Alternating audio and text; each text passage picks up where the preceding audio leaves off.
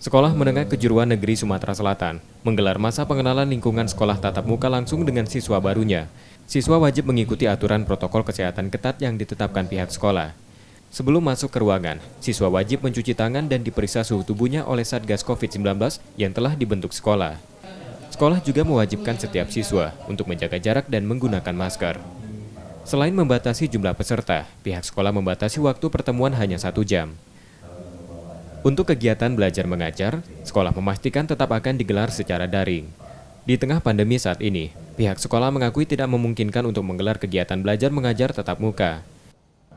Kita bagi dua, jadi satu hari hanya 144 dengan kita mengatur mentaati protokol kesehatan. Dia mencuci tangan, dia juga memakai masker, dan jaraknya juga kita atur. Dan itu hanya sebentar. Bagi mereka yang kurang daripada yang suhunya tinggi, maka kita siapkan Satgas COVID-19 di sekolah kita. Ya, proses belajar kondisi saat ini tidak memungkinkan mereka untuk tatap muka. Tetapi bagaimana upaya kita sistem daring.